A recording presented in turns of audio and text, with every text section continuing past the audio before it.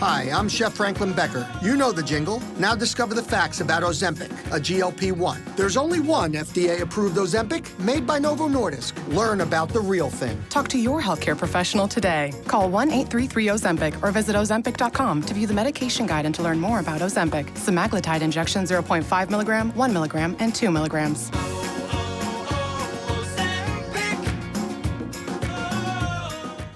Special Agent Will Trent. ABC Tuesdays. You run from the dark. That's why it chases you. Get out of my house! The hit series Will Trent is back. Well, this is a manhunt, not a murder that needs to be solved. And the truth This man killed my mother and left me to die! is out I think if we don't catch this guy, then he's gonna go off the deep end. of control.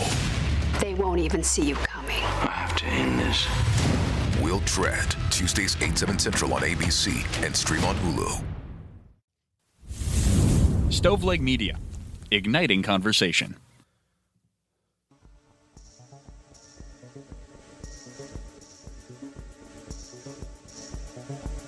Welcome to True Crime to Go. What can I get for you? I'm really in the mood for some of that old-time crime, you know what I mean? Solved by a bunch of kids in a van, like the Mystery Machine, you know what I mean? Like Grandma Maggie. Pull up to the second window and we'll see you next crime.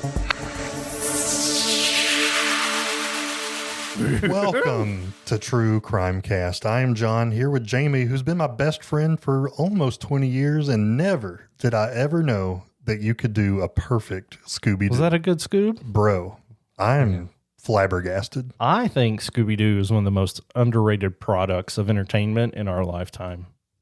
10 out of 10. Totally agree with you. So Scooby-Doo good. is like, I want to just push pause and go watch Scooby-Doo right now. Well, good news for you. This case is pretty much an episode of Scooby-Doo, but we only have 10 minutes to go, so why don't you get us rolling? Today we're going to be looking at a bizarre attempted robbery that unfolded in a small town in the Northeast. Jamie, this is a good one. Tell me more, my friend. Absolutely. This took place in a small town in Massachusetts. And, you know, it's interesting the way the crime went down, but maybe the better story is how it was foiled and what we find out at the end of it. This incident involves Sean Coulson, a former pizza shop manager in Barre, Massachusetts, and he pled guilty to charges stemming from a failed robbery at the very pizza place that he managed. According to reports, back in 2018, he was about 30 years old at the time. He walked into the Northeast Pizza and Bar wearing a ski mask and carrying what appeared to be a handgun. Turns out that the gun was fake. Surveillance cameras captured the moments where he entered the shop, jumped over the counter, and started demanding money from the register. And again, just to clarify, he is also a manager.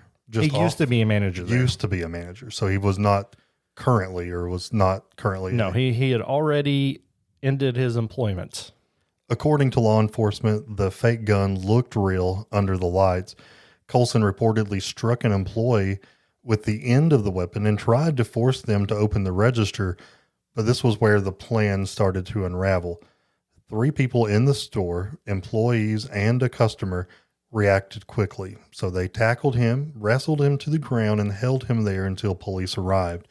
So at some point during the struggle, they obviously had him pinned down, and like you would see in a movie, they ripped off his ski mask, and that's when they made the discovery that they were looking at their former manager, someone that they knew very, very well, and he had, by all, even though it was a fake gun, they didn't know that, so they had just seen this guy hold them at gunpoint, hit one of them, and attempting to rob this place. Now, I assume he thought, I used to work here. I know where everything is. I scoped it out. Obviously, I can go in and do this, A, to get money, but also probably to get a little bit of revenge. And I mean, I cannot not picture the unmasking as Fred from the Mystery Machine pulling it off and everybody going, Raggy. Like, I really bet there were just silence and everyone looking at each other like, what the crap? We know this guy. Yeah, employees recognized him immediately. He had been fired the previous summer for showing up to work drunk and then giving away free pizza. This is absolutely starting to add up. It is, absolutely. And free pizza, like you're telling me that there were snacks. I wish I had gotten some free pizza from that. So he reportedly told officers that this entire thing was meant to be a joke. Obviously, law enforcement did not take it lightly. This is armed robbery. Whether or not it was an actual weapon, he said it was, so that counts as one, right? That's the way the law works. He threatened these people who he used to supervise, and I have to assume they were young people or older people going back to work. So he faced multiple charges, including armed robbery while masked, assault and battery with a dangerous weapon, which was the fake gun he hit somebody with, and additional counts related to disturbance and threats. This trial happened back in 2021, where he did end up pleading guilty for those crimes. And he was sentenced from 2 to 13 years, which seems like a really weird range of time to be served.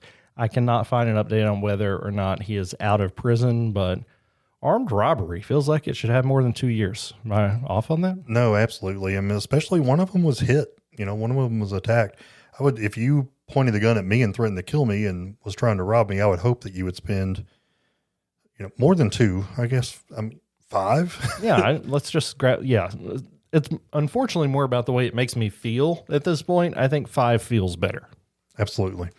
Jamie, this was a crazy one, and it was very reminiscent of Scooby-Doo. I guess I wish I could have seen a ghost, but he was wearing a mask, so he might as well have been ghostly. Well, there's never really ghosts in Scooby-Doo. Spoiler alert. There are always people pretending to be ghosts. That's true. This was very Scooby-Doo-ish.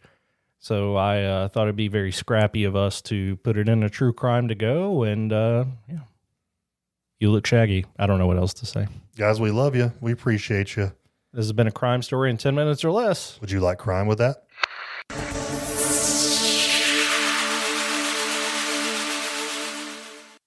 You've listened to True Crimecast, distributed by Stoveleg Media. Check out stoveleg.com to find out more about your hosts and to find other podcasts to listen to. Stoveleg Media, igniting conversation.